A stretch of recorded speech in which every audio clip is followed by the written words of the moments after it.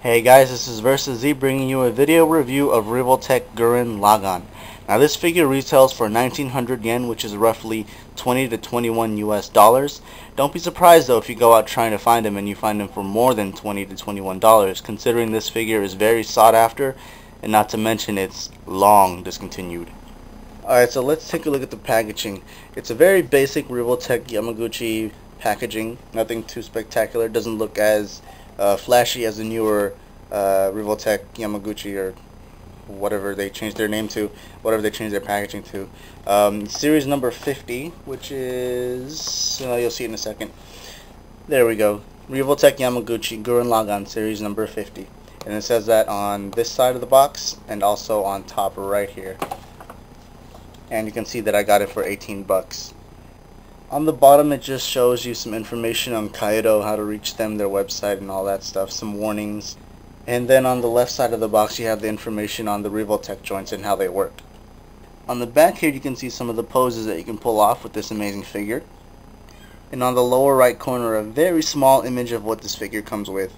The core drill, extra spare head, an extra piece for the chest, the Gurren boomerang, 4 different sets of hands, and of course the Revoltech action base. When you break into the box you get this little pamphlet, which basically just shows you all the other Revoltech figures that came out around the same time, including some of the Fräulein figures. Alright, so now for the figure itself. This figure comes painted in this nice glossy red finish, most of all. You've got some matte gray, a little bit of yellow here and there, some gray lining in the torso area, and also this clear plastic for the shades. You have some off-white colors just for detail. But overall, there's just this, oh, and also this metallic green, I believe, or brown, something like that.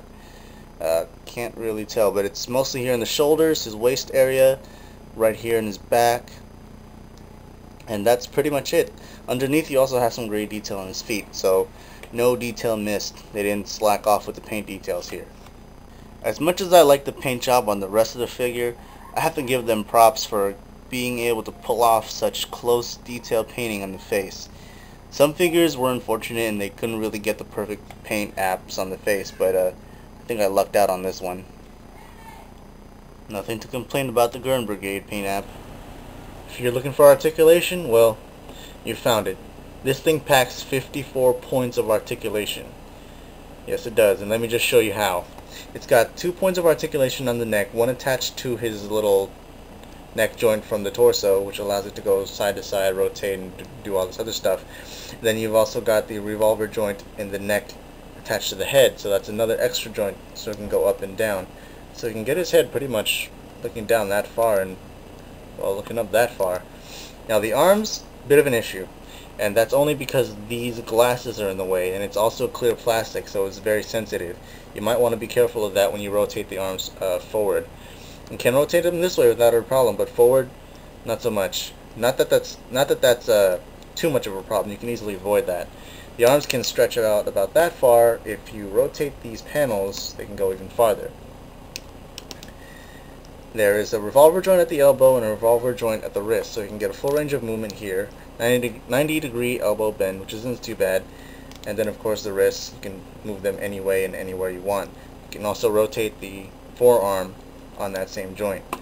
Now the torso has a revolver joint in there as well, so you can bend it backwards, bend it forwards for some chomp chomp action. His skirts are articulated too, so you've got a revolver joint for the side skirts and they can move any way and anywhere you want, and so does the crotch piece, which is just going to look very wrong. Now the legs are pretty impressive too. They're attached via revolver joint, the same way the flag and Enax have their leg joints attached, so you can get the legs to go forward about that far, maybe even one click farther. You can get them to go backwards, not too far, but there's a side skirt in the back, but to be honest, I can't even do that myself. You can rotate the legs out of the body really far. You can rotate them at the thighs, rotate them here at the lower part of the leg, bend at the elbow, the revolver joint there, and a very flush bend given the design. There's also these 2 panels here on the back of each leg. If anyone knows what these are for or what the functions are, fill us in.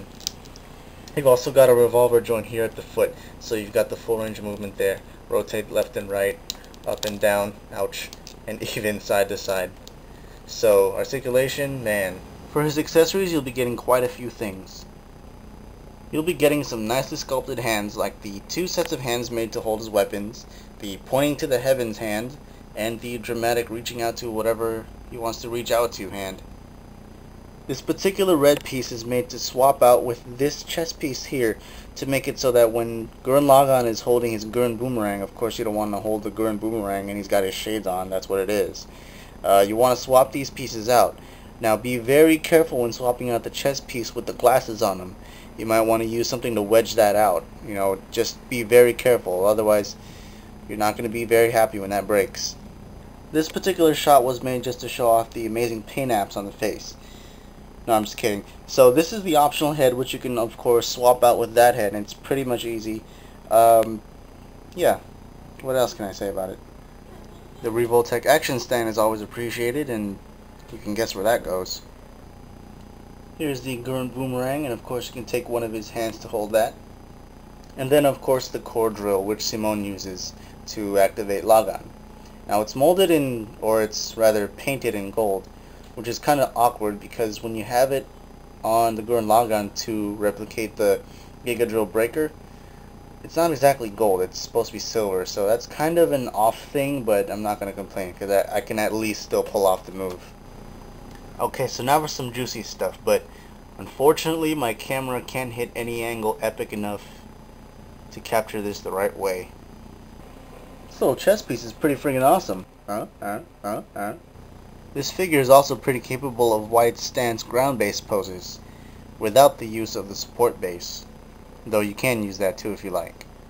Now in order to pull off anything that has to do with the core drill, basically you pop off this piece, you pop off one of Gurren Lagann's fists, and then you get